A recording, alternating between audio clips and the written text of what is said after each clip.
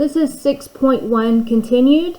So this is inverse cosine function. Y equals cosine inverse x, or y equals arc cosine x, which means that x equals cosine y for y is in between 0 and pi.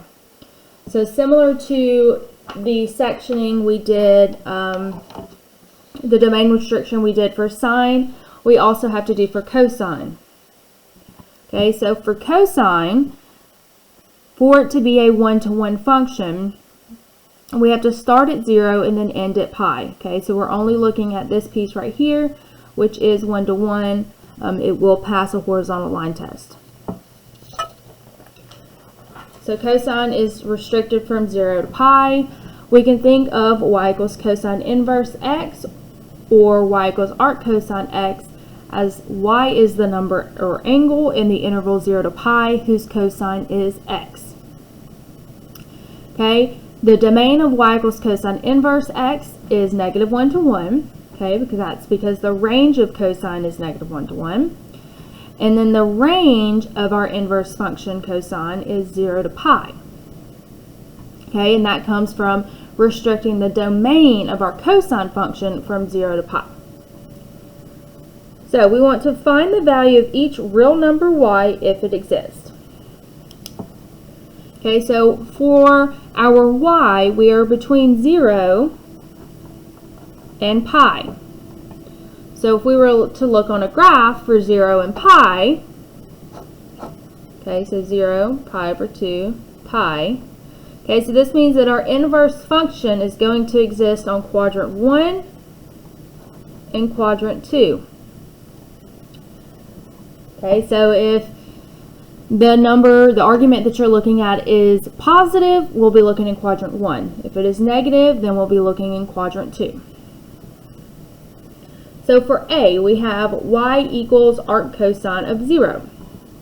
So I take cosine of both sides.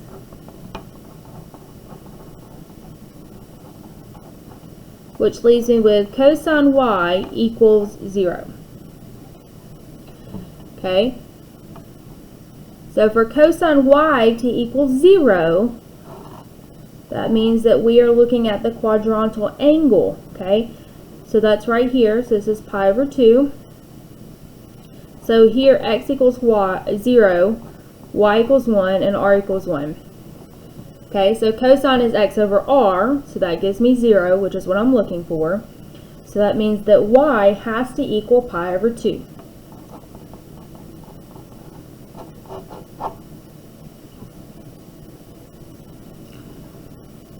For B, we have y equals cosine inverse of 1/2.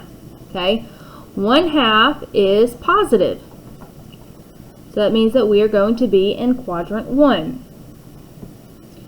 Okay, so if I take cosine of both sides, I have cosine y equals 1/2.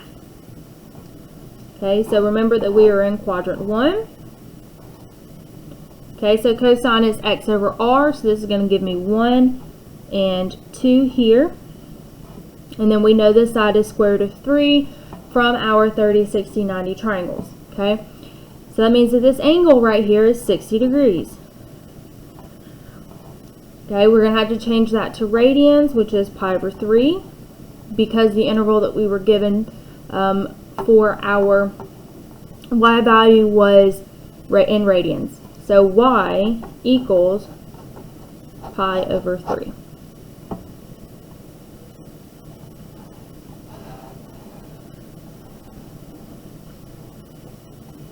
Okay, graph of the inverse cosine function. Okay, so similar to our sine function, the inverse function, the x and y values are going to swap. So cosine of 0 equals 1, which means cosine inverse of 1 equals 0. Okay, so if we were referencing back to our graph here, cosine of 0 equals 1, so the inverse function, so cosine inverse of 1 equals 0. Okay, so that means cosine of pi over 2 is 0. So cosine inverse of 0 would be pi over 2.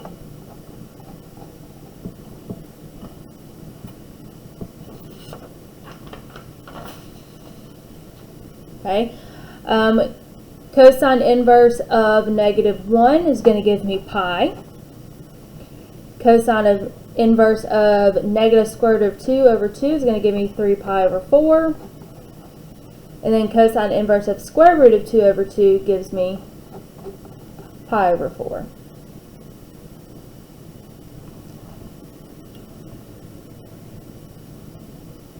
Alright, so the domain is -1 to 1. Our range is 0 to pi. The inverse cosine function is decreasing on the open interval -1 to 1 and continuous on its domain. Its x-intercept is 1, 0, and its y-intercept is 0, pi over 2. Its graph is not symmetric with respect to either the y-axis or the origin.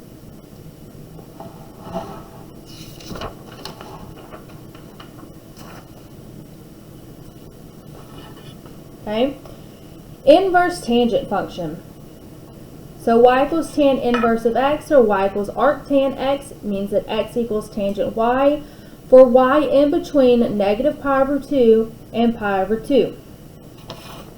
Okay, so if we look at our tangent function, we are not restricting the domain here from the original tangent function for our inverse because it is 1 to 1.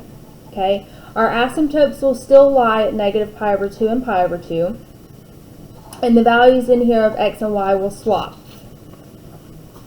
Okay, so we can think of y equals tan inverse of x, or y equals arctan x, as y is the number or angle in the interval -pi over 2 to pi over 2. Okay, notice the parentheses here, okay, and notice that this is not less than or greater than or equal to, because we have asymptotes at -pi over 2 and pi over 2.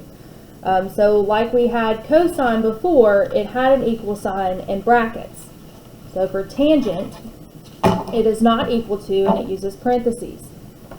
Okay, so the domain of y equals tan inverse is -infinity to +infinity, okay, because that was the range of our tangent function. The range of y equals tan inverse x is -pi over 2 to pi over 2, okay, which was our domain for our tangent function. So graph of the inverse tangent function. So for tangent at 0 is still 0. Okay, so tangent of 0 is 0 and tan inverse of 0 is 0. For tangent at pi over 4, tangent equals 1.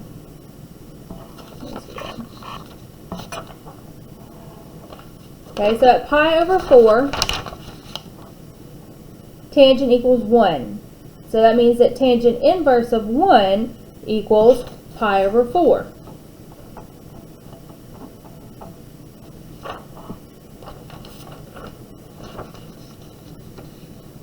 Okay.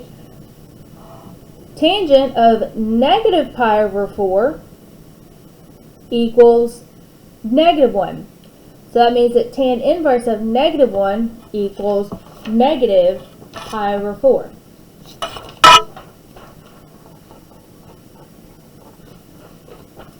Okay, so similar for negative square root of 3 over 3, that's -pi over 6, and then square root of 3 over 3 is pi over 6. Okay, so the x and y values have swapped from our tangent function or inverse function. Okay, so our domain is -infinity to +infinity. Our range is -pi over 2 to pi over 2. The inverse tangent function is increasing from -infinity to +infinity and continuous on its domain, -infinity to +infinity. Okay, its x and y intercepts are both 0, 0. Its graph is symmetric with the origin. So the function is an odd function, so that means that tan inverse of -x is going to be negative tan inverse of x. The lines y equal pi over 2 and y equal -pi over 2 are horizontal asymptotes. Okay, so please do not forget those. Those do translate over from the tangent function to our inverse function.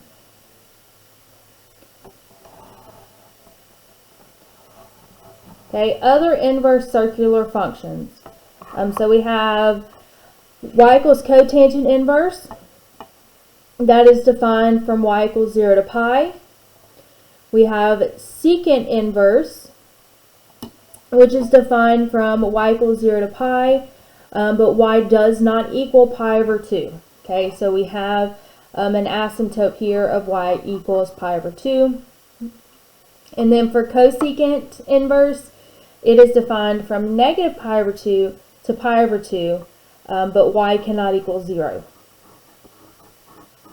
Okay, so these domains, ranges, transfer over from the original cotangent, secant, and cosecant functions, just like we did for sine, cosine, and tangent, depending on the interval that we need to make sure that it is still a one-to-one function.